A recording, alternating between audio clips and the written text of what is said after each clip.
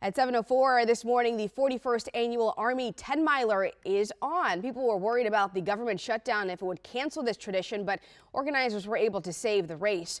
It does mean there are a couple of modifications happening today. Jess Arnold joins us live from Army-Navy Drive. Jess, we're a little less than an hour away from the start. Talk about what the energy is out there like right now, especially with not knowing, a lot of limbo leading up to this, but thankfully it is happening. Right.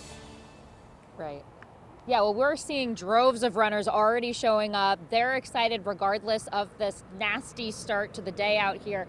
Going to show you that they're filing in here behind me where the start of the race is. We started outside so we could give you a look at the traffic because there is already a lot of traffic surrounding this area. We had warned you about the closures leading up to all of this, but we're again here on Army-Navy Drive. 395 is feeding out to this area. There is a backup there. There's a lot of closures around Arlington, of course, around the National Mall too. Now there are over 28,000 runners who are registered for this. So it'll be a few hours of these closures, a lot of them lasting until noon today.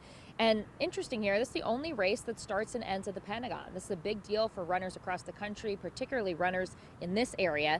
Now, as I mentioned, if you're driving anywhere near the National Mall or the Pentagon today, you got to expect some road closures. They're going to last mostly until noon, notably here, the Key Bridge and many streets around Constitution and Independence Avenues. A lot of streets are closed also here around the Pentagon City Fashion Center. If you're hoping to watch the race, organizers recommend the finish line at the Pentagon, Key Bridge, Independence Avenue Southwest, and along Army-Navy Drive and Eads Street.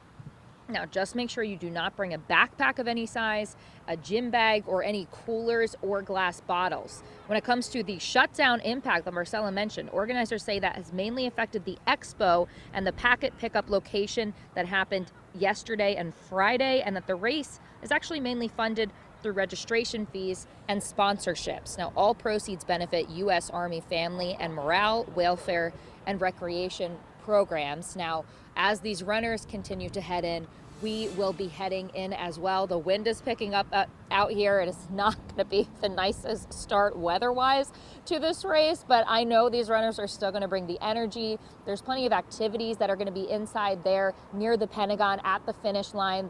Is a youth zone. There's the youth run as well. As soon as the 10-miler ends, they get to run the last 400 meters of the race. So it's still going to be exciting, even though this weather is not fantastic today, but we're going to head in after we hop off here after talking to you, Marcella, and give you a look at the start of the race, which kicks off around 8 o'clock. All right.